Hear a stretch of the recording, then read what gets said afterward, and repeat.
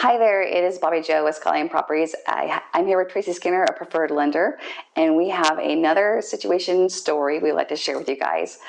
First off, I would like to say on VA lending, there's always some extra obstacles with VA lending and stigmas that go along with VA lending. There's nothing wrong with selling your home to a VA buyer, and there's nothing wrong with being a VA buyer, but it's just a process, navigating through the process, and it's imperative to make sure you are aligned with a good lender who understands the protocols and rules and regulations associated with a VA loan. It's going to make a huge difference in getting to the closing table. So with Tracy Skinner here by my side, we'd like to tell a story we had with some recent home buyers that were VA buyers. This poor family, when they first came to me asking me if I could help them find their first home, it was almost a year and a half ago, and they just closed last month on their home.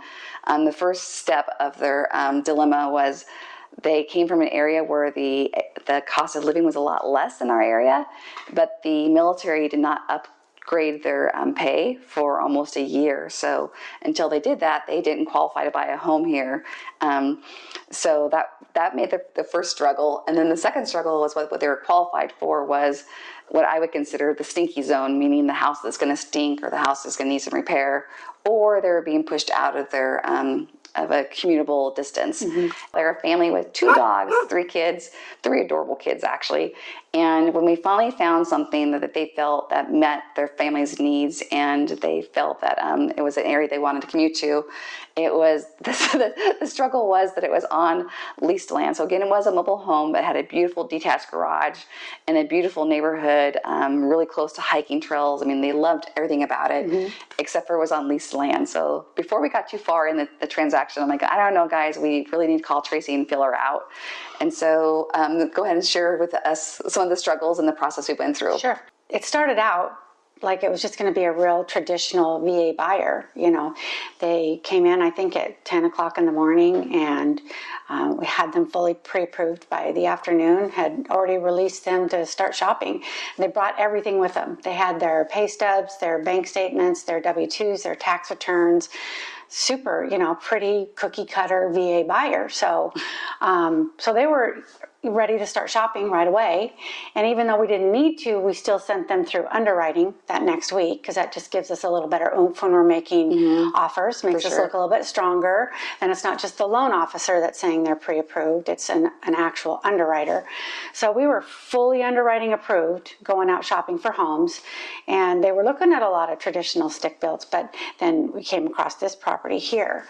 And it was a manufactured home, and it was on 99-year leased land, not to be confused with leased space, right? We were talking about that before.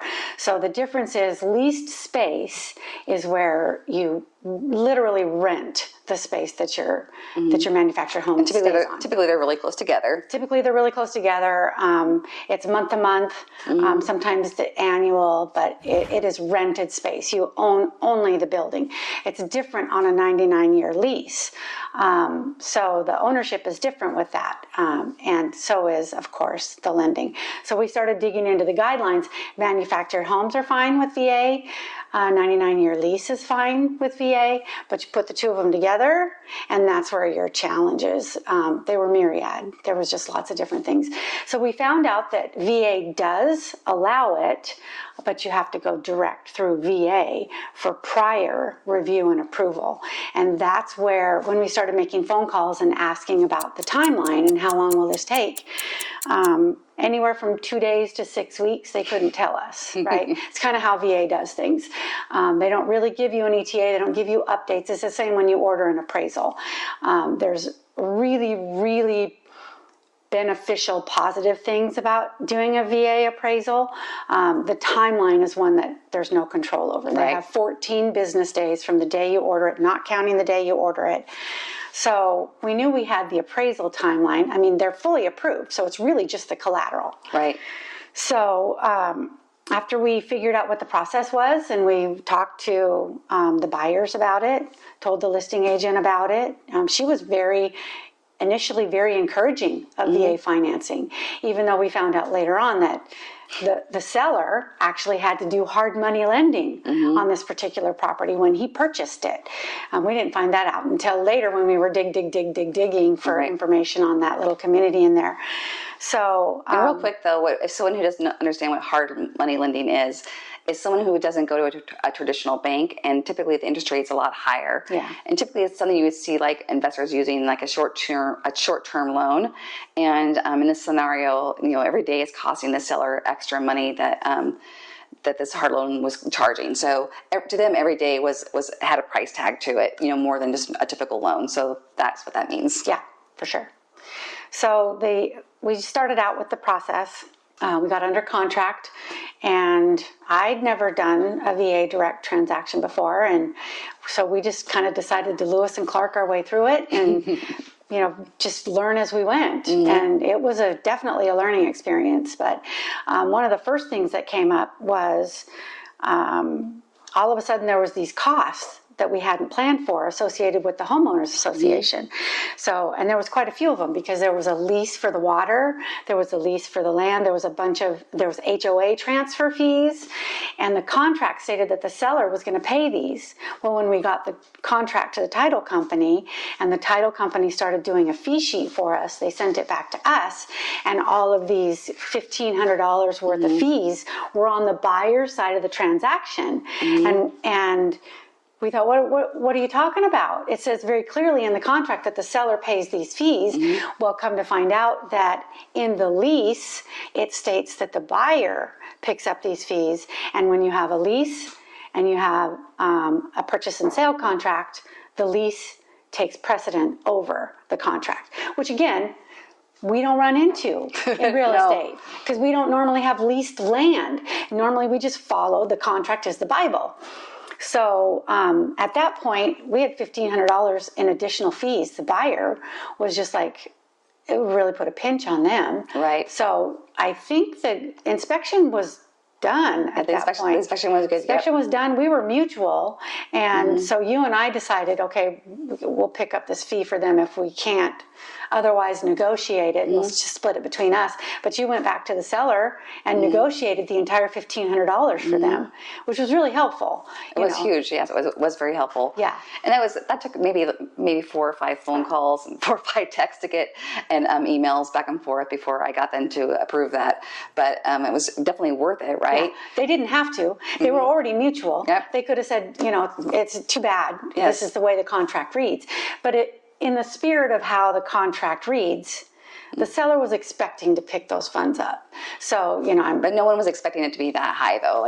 No. Typically we're talking like $350. Right. Yeah. And normally it's just a couple $100 to do a transfer fee for an HOA. Yes. But this, with all the little mini leases that we're transferring in there, that was a little bit unexpected. Yeah, it was very unexpected. One of many unexpected surprises as we navigated from contract to closing.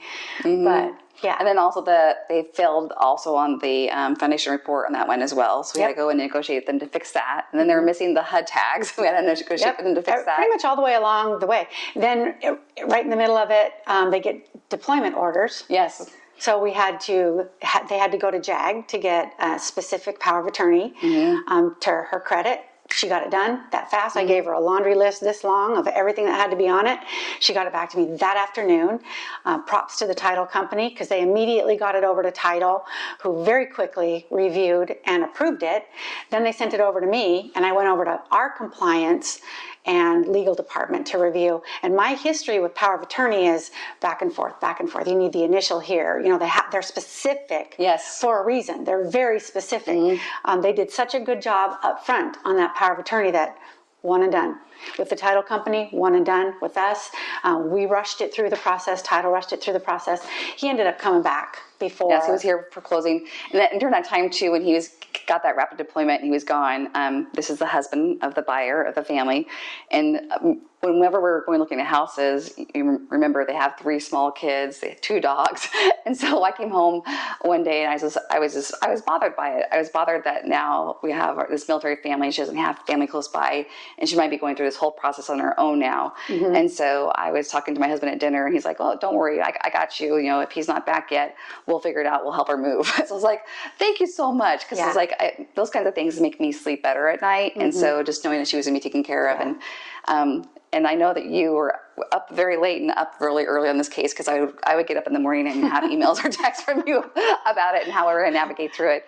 But in the process too, the other agent was getting what I would call a little prickly, and she was feeling that if this was a lender thing, like my lender was stalling and we weren't getting to the closing table because the lender wasn't doing their job. And like I can assure you that's not the case. I know that I call her Mama Tiger.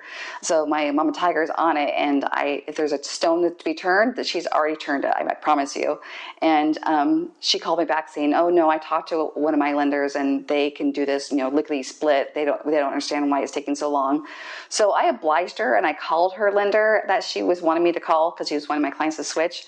And I was going through the steps we've gone through, and it's like, "Oh no, I've done it on leased land, but not on the 100-year leased land." So she, I don't think, really understood the difference, which is okay. That the main point was that we were working our hardest to get to the finish line, which eventually we did do. We were able to get the extensions. Everyone worked out to be it was a very happy situation. But it just took a lot of steps, a lot of phone calls, a lot of emails. But I really commend you for not giving up, because a lot of lenders would have just said, "Yeah, it's not going to happen. It's a dead deal. You know, go find something else." And I know that they really appreciate us going through all those steps, because I know that for them, this is a home they really want to be in, and it's going to make them happy. So thank you. High five. Bam. Go. Let's do it.